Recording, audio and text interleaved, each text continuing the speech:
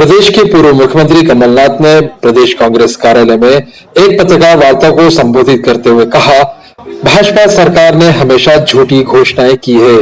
उन्होंने कहा, भाजपा सरकार किसानों से हमेशा झूठ बोलते हुए आ रही है। उन्होंने कहा, अगर हमारी सरकार आई तो खेती को हम लाभ का धंधा बनाएंगे, क्योंकि हमारा प्रदेश 70% कृषि आधारित है। आज मैं क्षमा प्रार्थी हूँ। हाउसफुल है। हाँ, अच्छा, नहीं टिकट ब्लैक का तो शिवराज पर छोड़ दीजिए, सब कुछ ब्लैक में है। हाँ, तो बड़ी खुशी हुई आप सबसे मिलकर। भाजपा की झूठी घोषणाएं, किसानों को कैसे धोखा दिया।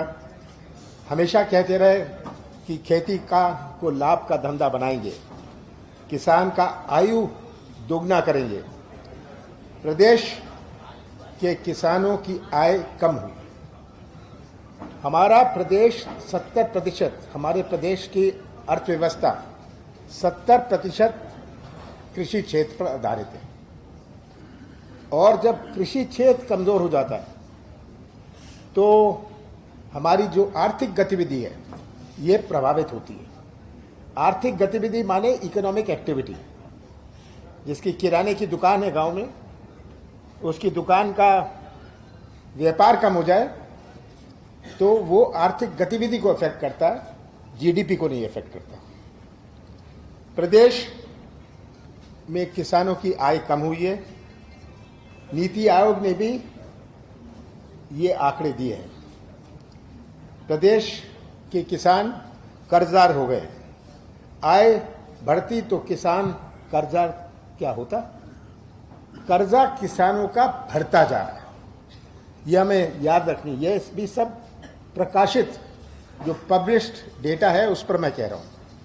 कर्जा किसानों का बढ़ता जा रहा है। कमलनाथ ने कहा, प्रदेश में किसान कमजोर होता जा रहा है और यह किसानों पर कर्जा भी बढ़ता जा रहा है।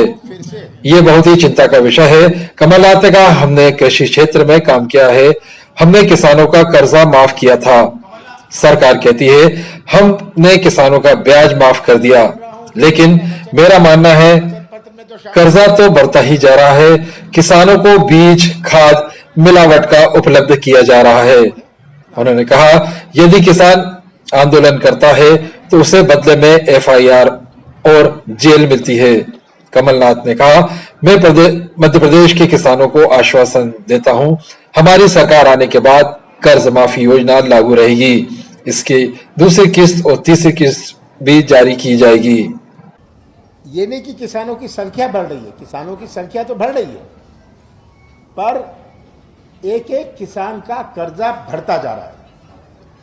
प्रदेश में किसान कमजोर हो रहा है और ये जो किसान है, ये बढ़ती हुई जो कर्जदार हो रहा है, ये बहुत चिंता का विषय है। हमने कृषि क्षेत्र में एक नई क्रांति आई। हमने कर्जा माफ की नीति बनाई थी। पहले किस्त में हमने 27 लाख किसानों का कर्जा माफ किया। आज बीजेपी कहती है हम ब्याज माफ करेंगे, तो कर्जे का क्या होगा? कर्जा पर तो ब्याज चढ़ता रहेगा। ब्याज माफ कर देने से किसान को राहत कुछ मिलेगी, पर अगर वो कर्जदार बना रहे वो तो चलता रहेगा, उसका ब्याज चलता रहेगा। किसान मध्य प्रदेश का जहां मैं जाता हूं, किस तरह बीज खाद के लिए भटक रहा है। जहां मिलता है मिलावट का मिलता है, और जब किसान अपनी आवाज उठाता है, ये कोई आंदोलन करता है, तो एफआईआर, मुकदमा, जेल उसे मिलती है। हमने ये सब पर अध्ययन करके ये तय किया है कि हम कृषि न्याय योजना लाएंगे। ये न्याय योजना जो होगी, इसका उद्देश्य है कि किसान का इनपुट कॉस्ट कम करने का और उसको इससे लाभ हो। इस योजना में किसानों का कर्ज माफ जो हमने कहा था, घोषणा करी थी, जो बीजेपी ने बंद किया, ये हम चलाते रहेंगे, ये चलती रहेगी। हमारी जैसी सरकार बनती है, मैं मध्य प्रदेश के किसानों को आश्वासन देता हूं, जो हमारी पहली घोषणाएं थी, जहां हमने पहले किश्त में 27 लाख किसानों का कर्जा माफ किया था, इसको हम दूसरी किश्त, तीसरी किश्त में आएंगे। खेती की लागत को कम करने के लिए 5 हॉर्स पावर, 5 HP के सिंचाई पंप स्थायी और अस्थायी के लिए निःशुल्क बिजली दी जाएगी। इसका उद्देश्य है कि इनपुट कॉस्ट हम कम करें। इस योजना से प्रदेश के 37 लाख किसानों को लाभ पहुंचेगा। किसानों के जो पुराने बिजली के बिल हैं, जो बकाया हैं, ये राशि भी माफ करी जाएगी। बहुत सारे बिजली के बिल जो बकाया हैं, हम इनको माफ करेंगे। किसानों को 12 घंटे पर्याप्त व निर्बाध बिजली उपलब्ध कराएंगे। 12 कमलनाथ ने कहा, सरकार आने के बाद किसानों पर लगाए गए मुकदमे वापस लिए जाएंगे, साथ ही खेती को लाभ का धंधा बनाया जाएगा। ये हमारा उद्देश्य है। कमलनाथ ने कहा, शिवराज सिंह को 18 साल बाद बहनों की याद आई। उन्होंने कहा, आपने 2018 में कहा था हम 90% देंगे, लेकिन अभी तक नहीं दिया। चुनाव आते ही ये गुमराह करने और प्रलोभन देने की और अपने पाप धोने की इनकी ये योजना है। हम जितने भी आपराधिक केस बने हैं किसानों पर आंदोलन के, इन सब को हम वापस लेंगे। खेती के लागत को कम किया जा सके, ये इसका हमारा उद्देश्य है। शिवराज सिंह जी को 18 साल बाद बहनें याद आई, बहुत सारी चीजें अभी उनको याद आ रही हैं। संविदा याद आया। 2018 में शिवराज सिंह जी ने कहा था कि 90% हम देंगे, आज तक नहीं दिया। अब वो कुछ दिन पहले संविदा की घोषणा कर रहे हैं। मैं तो कहता हूं, आपने जो 18 में कहा था वो बैकलॉग भी दे दीजिए, अपना वचन पूरा करिए। और अभी आप कह रहे हैं कि हम 100%, पहले कहा 90%, तब कहते हैं 100%। ये सब गुमराह करने की, प्रलोभन देने की और अपने पाप धोने की इनकी योजना है। चुनाव आ जाते हैं, इनको संविदा याद आते हैं, इनको बहनें याद आती हैं। ये सब बातें इनको तब याद आनी शुरू होती हैं, और वो जानते हैं कि 4 महीने बाद मध्य प्रदेश की जनता इनको अब विदा करने वाली है। तो कुछ भी बोल दो, कुछ भी कह लो, कोई चिंता का विषय नहीं है।